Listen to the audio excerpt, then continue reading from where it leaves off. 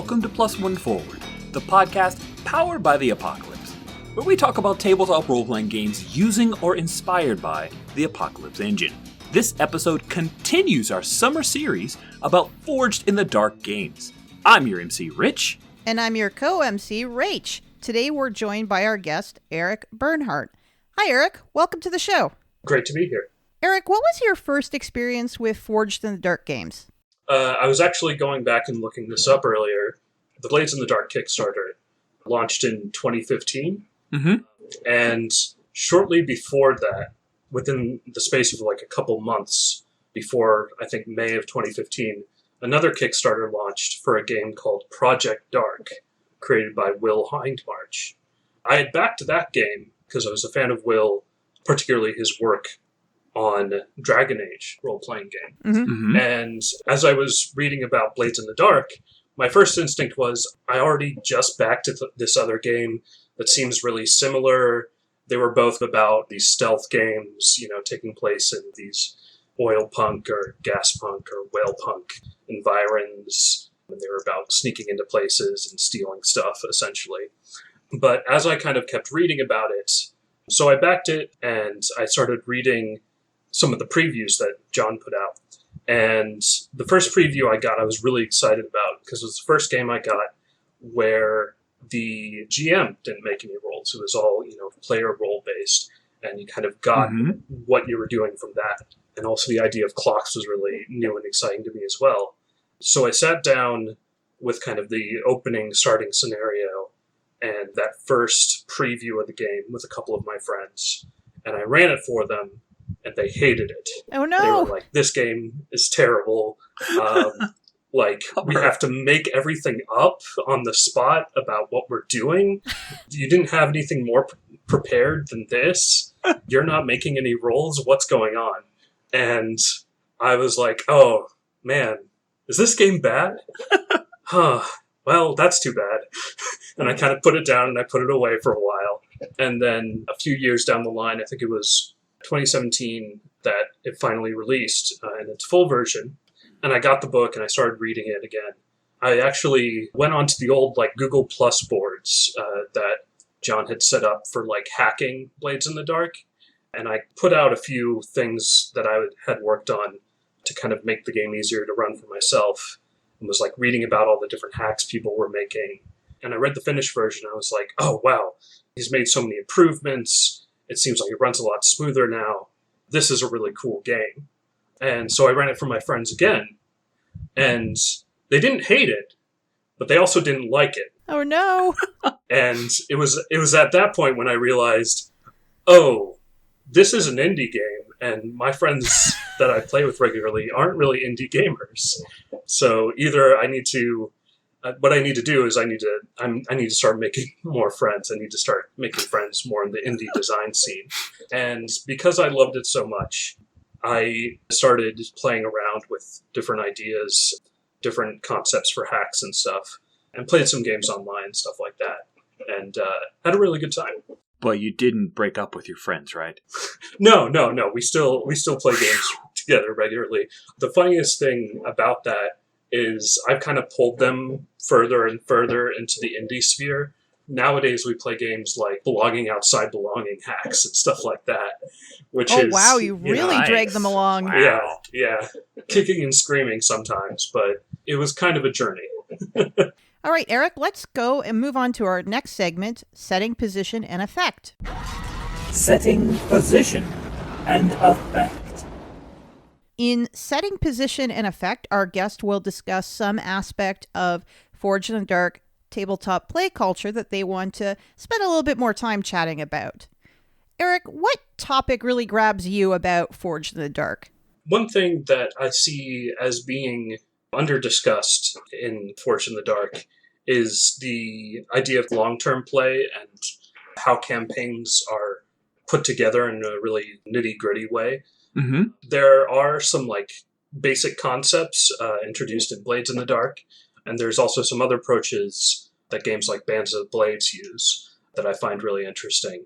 So there's a lot of variety in what you can do, but there's also not a lot of firm guidance or cohesive agreement around what's the best way to play a Forged in the Dark game for, say, 6, 10, 20 campaign session.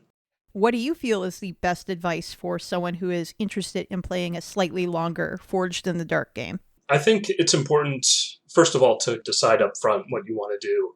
There's a really easy, not quite trap, but thing to fall into where you're in a lot of Forged in the Dark games on a wheel of getting more power, more influence, more money, more of whatever the stuff is.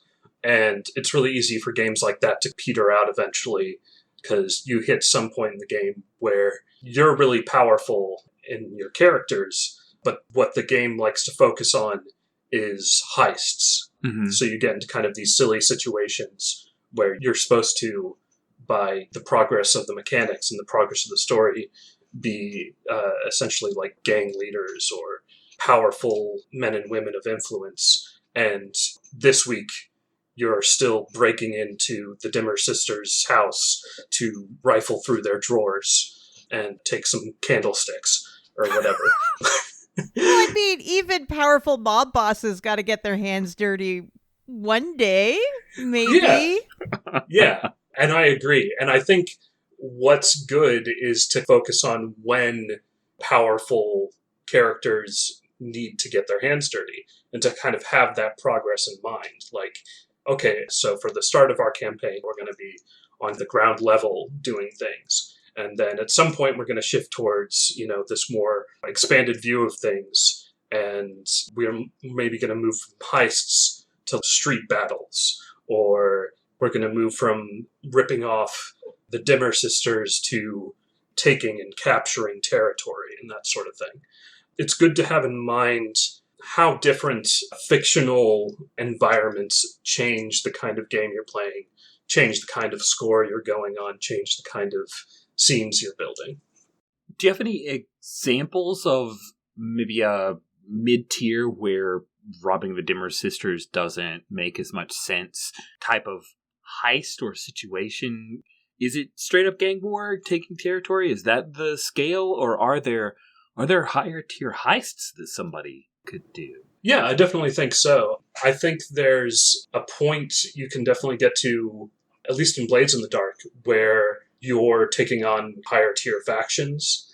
And I'm always a fan of when your abilities and your influence have kind of opened doors for you. Mm. So like they give the examples of you're able to get an invitation to Lord Skurlock's manor for his grand ball because, you've become kind of a player in the local scene. And from that, you can piggyback onto a heist at the manor itself while also balancing your social obligations or something like that once you're in the manor itself. I like it when you're able to put together campaigns where you can build on your successes in that way. Cool. You had mentioned earlier that certain other Forged in the Dark games have different structures to their campaigns. I believe Band of Blades was specifically mentioned. Do you want to go a little bit more into that as well? How are they different than, for example, Blades in the Dark? One thing I really like about Band of Blades is it's very...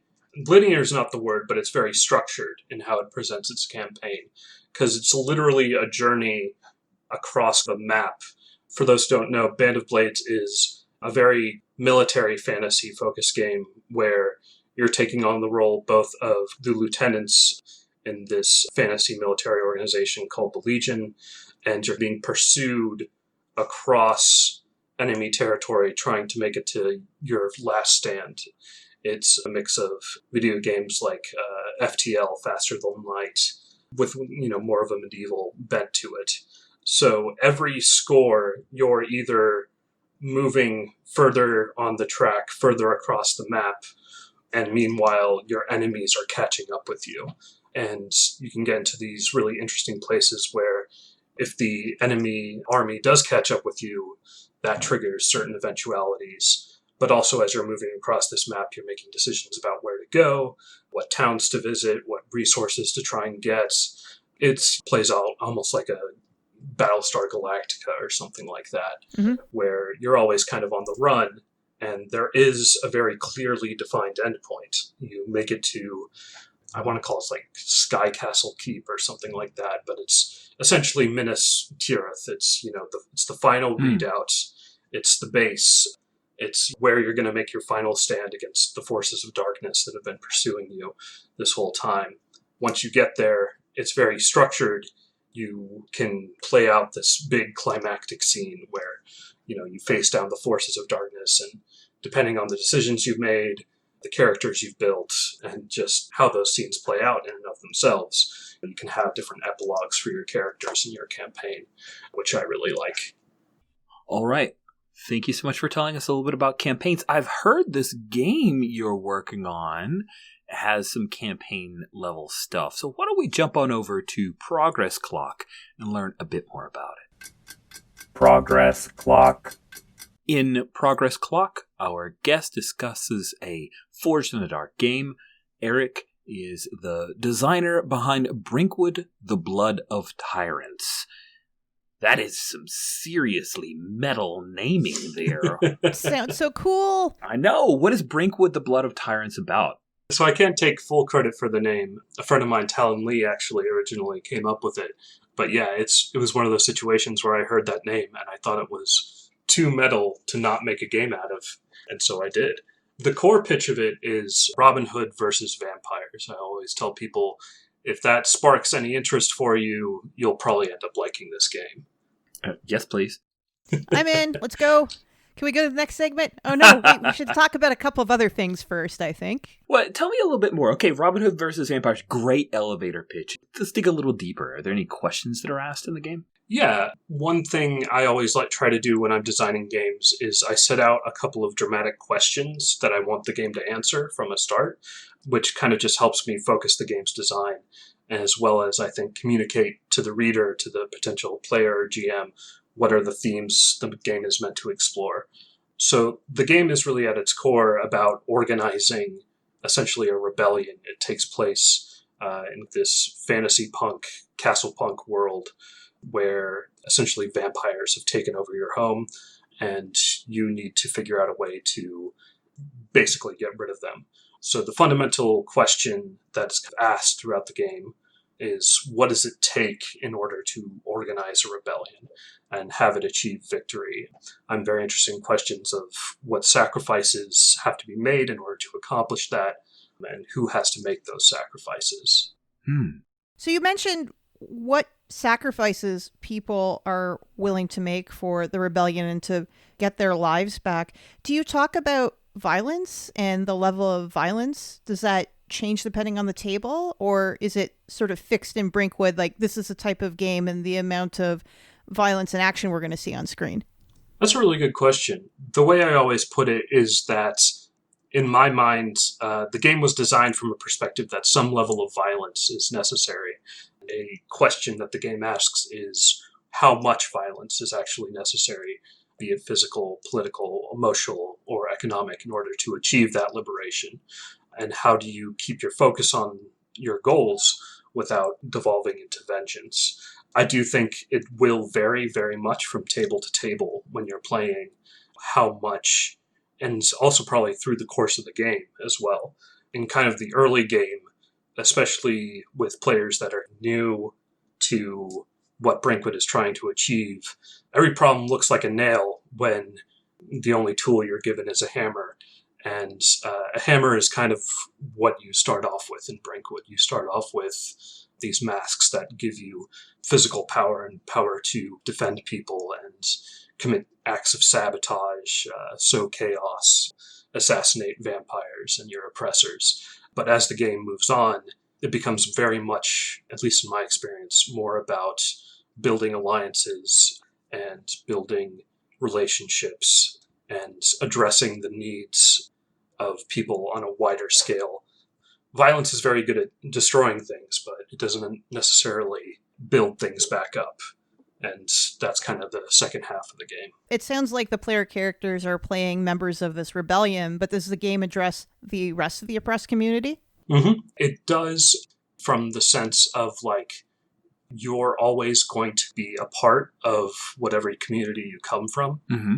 The game focuses in its stress recovery mechanics on your bonds. being bonds to people, bonds to community, bonds to your former life, bonds between the players themselves. And so the game, both kind of mechanically and narratively, encourages you to explore the needs of the people you're trying to liberate versus the costs of overthrowing everyone that keeps you in chains. What I really like is that this game does, in many ways, focus on kind of the revolutionary and rebellious aspect. But there is another companion game called Brinkwood Refuge that's also currently in development and will be released alongside Brinkwood Blood of Tyrants, developed by Jammy.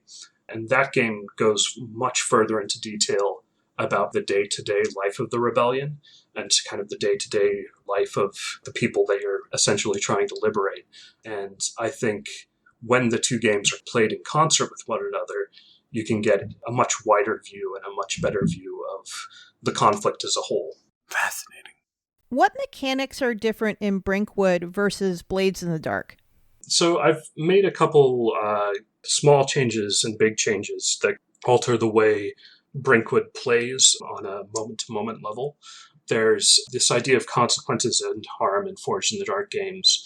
Typically, I think in base Blades in the Dark, consequences can range in kind of their stress cost from 0 to 6. I've compressed that down to 1 to 3 because I want to drive home the point that everything has a cost, but at the same time, I want this to be a more heroic game than Blades in the Dark. Whereas in Blades in the Dark, one wrong move and one too many bad rolls can see you getting your body dumped off the side of the bridge and into a river. Brinkwood is more heroic in the sense that it's a slow burn of consequences. Furthermore, the harm mechanics that are in Blades in the Dark, if they were actually played as designed, can feed into a sort of death spiral where as consequences stack up, you start losing dice, you start losing effect, and eventually you're just incapable of doing anything except crawling away, which didn't seem very heroic to me and also is hard to play on a moment-to-moment basis. Yeah. Yeah. So to make those more thematic, as well as more fun to play, is I replace them with something known as bands. Brinkwood is very much tied into the lore of fairies and the Fae and Celtic, Irish, Scottish mythology, and the idea that Fae are not allowed to touch certain things like cold iron, or you make certain agreements with Fae to not do certain things in exchange for power. And because in Brinkwood your characters draw their power from the Fae and these pacts that they make with them, it makes sense that the way you divert harm from yourself is by taking on more and more aspects of the Fae, by agreeing to give up the ability to touch things like silver or iron or leather or wood, which can have both mechanical and narrative impacts where you're essentially giving up certain pieces of equipment or even certain aspects of action. One of them is like laughter. And if you give up the ability to laugh, you're no longer able to consort, which is a mechanical action in the game. Whoa. Yeah.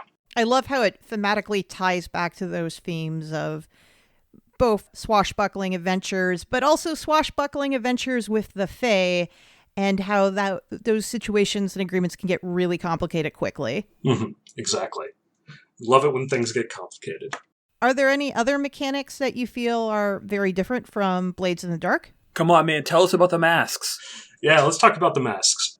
Basically, what we did is we took the base character sheet for Blades in the Dark and we split it in half, where half of it is your background, which contains who your character is as a person, what their actions are, where they're from, all that sort of good stuff. But more of the archetypal elements, the things like their special abilities and things like that, we moved to the masks. And the masks are both a mechanical thing, they're a piece of paper, as well as a narrative and physical force in the game. The lore being that the Fae have given your characters these ancient wooden masks forged out of Fae magic that carry imbued in them aspects of the Fae themselves. And each mask has different abilities as well as certain actions it can do, as well as a certain kind of mechanical focus.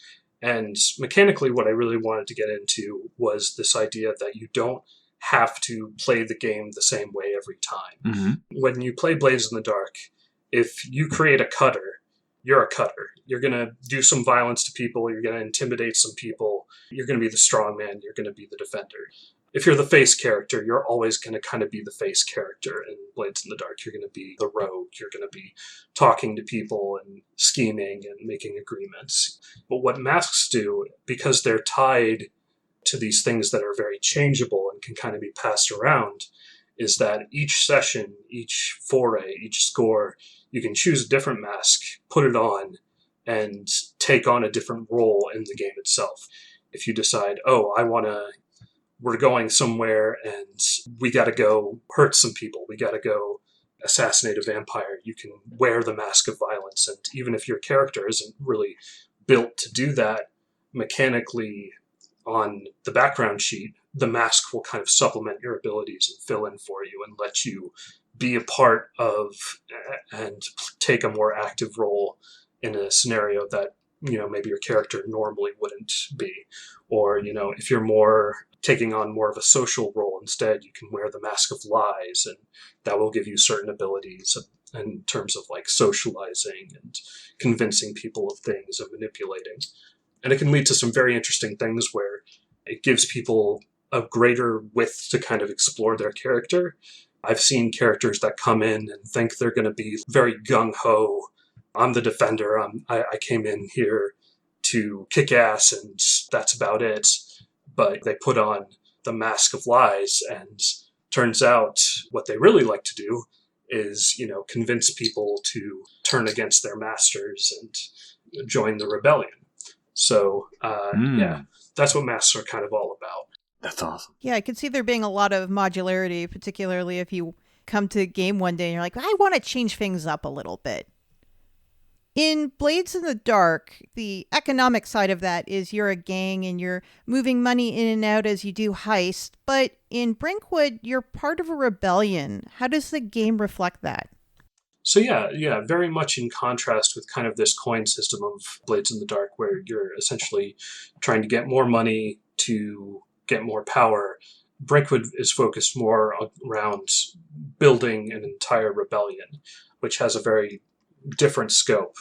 It's not so much about loot per se as it is about strengthening the ties your rebellion has to friendly factions. It's about weakening your enemies. It's about training up people that are going to help you.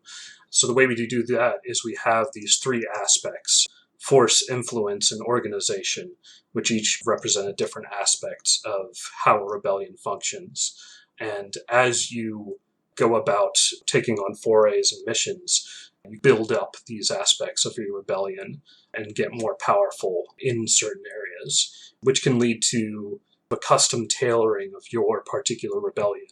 If your rebellion is highly organized, but maybe lacking in influence, you have all the resources you need.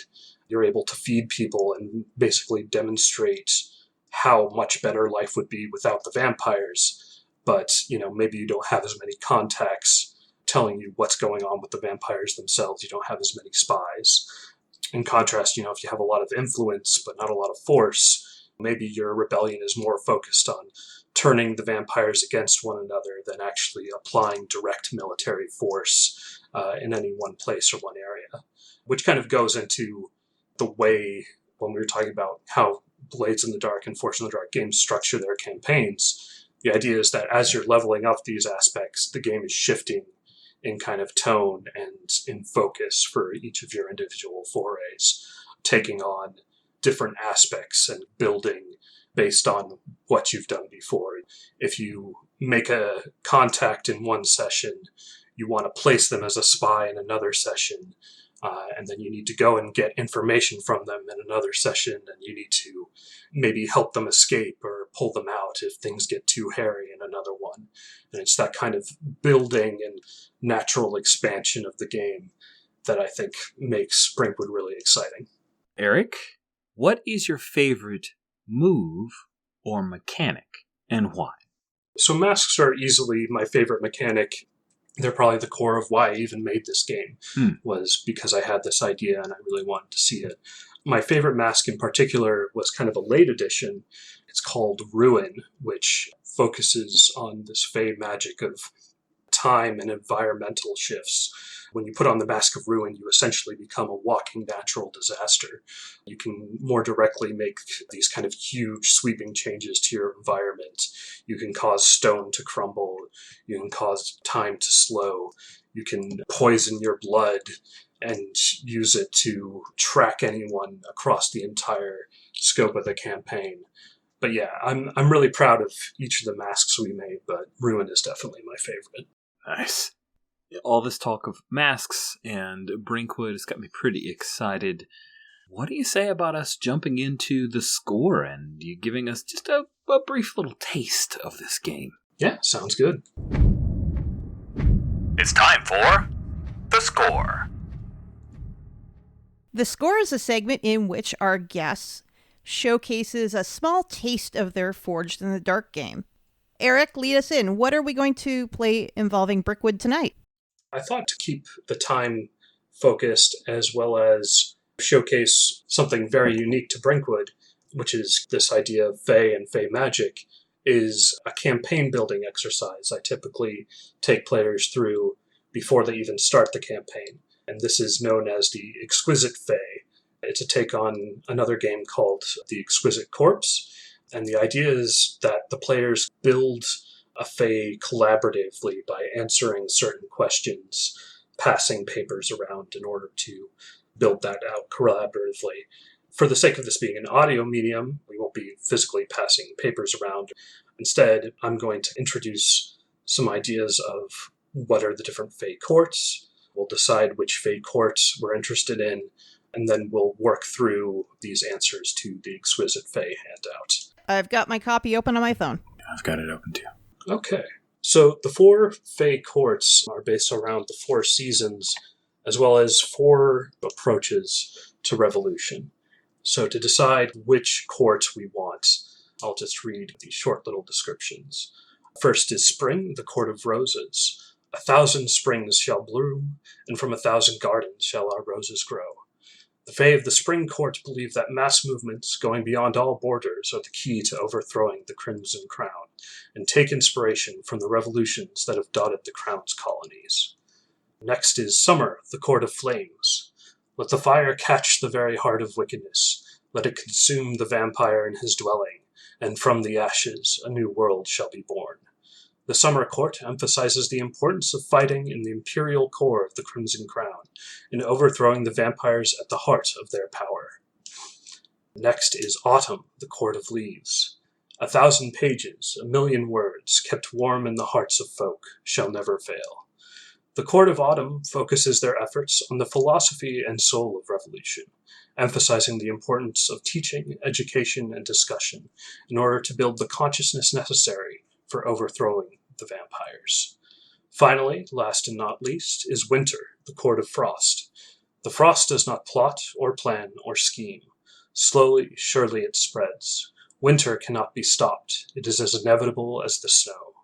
The Winter Court takes the position of inevitable victory, hard fought though it may be.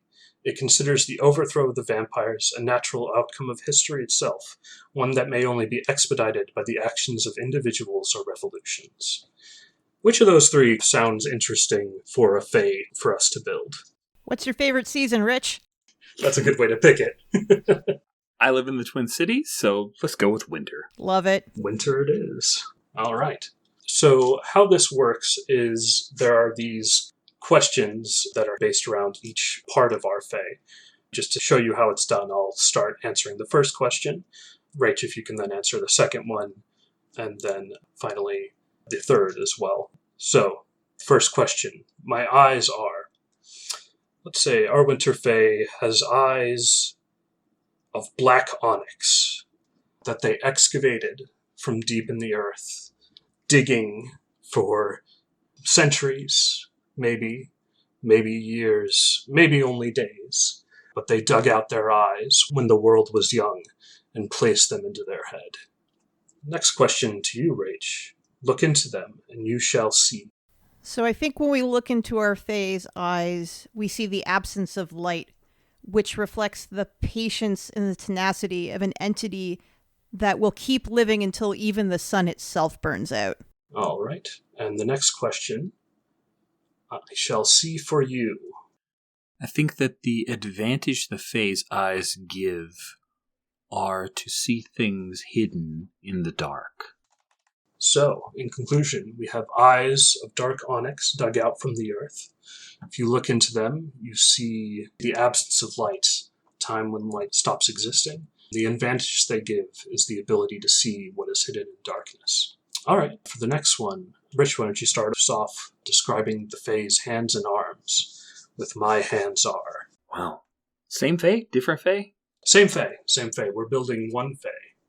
I think I'm going to stick with like winter imagery, and we already have onyx eyes, so I'm going to flip it to my hands are alabaster, carved from a tree at the heart of the first forest. Very cool. I'll answer the next one, then Rachel, if you can answer the third. In their hands, they hold a mass of seeds that whenever they present their palm and think of it, they can let seeds flow from their hands, symbolizing how even at the very darkest point of winter, or when all hope seems lost, those seeds that first brought the Brinkwood and the first forest life can never truly be lost. Rach, for you, they will. Describe what advantage the Fae's hands give them, or what they will use their hands to do for this group. For you, they will heal you using those seeds that represent life that's stowed away even in the darkest winter night. Okay, so yeah, we have hands of alabaster carved from a tree of the first forest. In them, I hold the first seeds, and with them, for you, they will heal you, using those same seeds to care for you and tend your wounds. Very cool. Next, the heart. Rach, do you want to start this one off? Sure. Our Fae's heart is made of a star that was taken from the first star that glowed in the winter evening night. I really like that. I like the imagery of a star. The first one you're able to see as kind of it gets dark. Yeah. Rich, can you take the next question? In it, I carry. In that starry heart is carried the whispered secrets of ex-lovers. Nice. That's always great. I love it. Alas, it shall bleed. Our Fae is wounded by love as much as they are strengthened by it. Nice. And they are made to bleed and suffer and feel the pang of regret, of lost love or love forlorn. They will be unable to aid us. Very cool, very cool. I'll take this next one. My voices. Our Fae's voice sounds like a sad song played through a reed instrument, a clarinet or something older than that. I don't know how old clarinets are. Are there medieval clarinets? Who knows? But yeah, it sounds like the rushing of wind over reeds, playing a lost, forlorn love song, I think.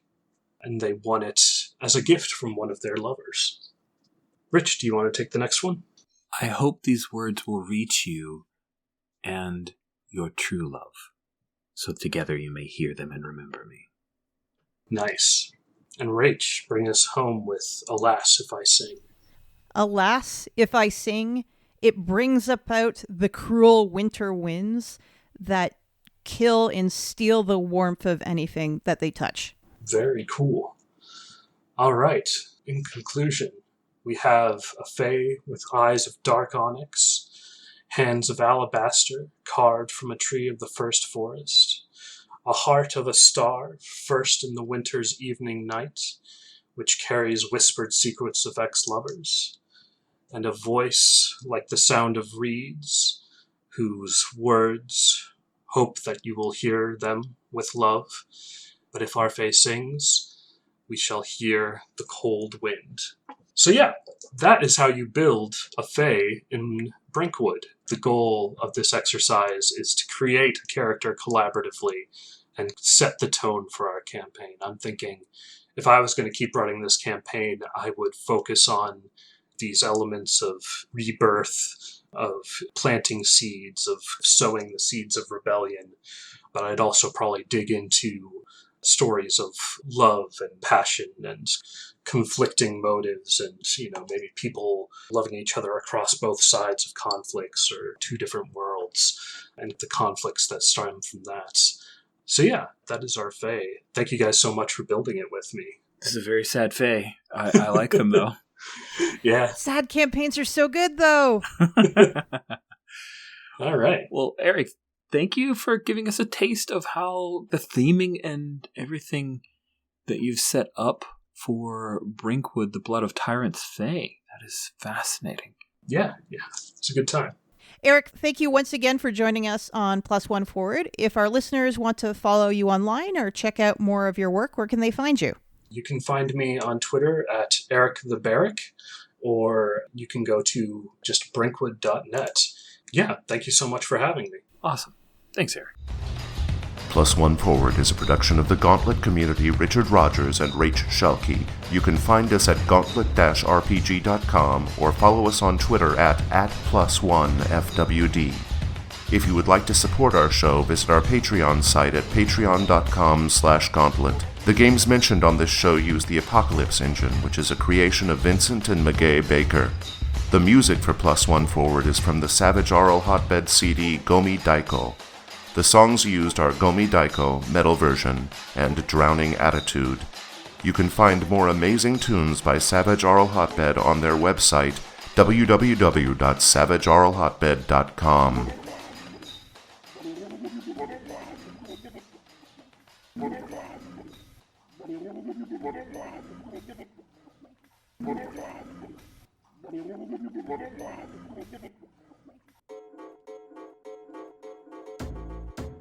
The next Gauntlet Community Open Gaming will be happening the weekend of October 14th through the 17th of 2021.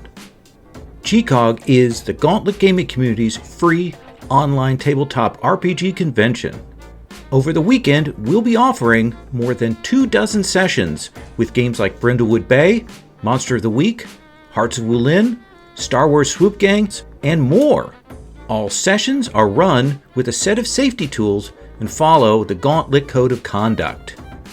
Registration opens Monday, September 20th at 12 o'clock noon U.S. Eastern Time. We created the con to help new players get used to online play, showcase indie games, and introduce folks to our community. If you want to check out the event listings, go to bit.ly/GCOG events, all smushed together. For more detail on registration and procedures, go to bit.ly/gauntlet-community. We hope we'll see you there.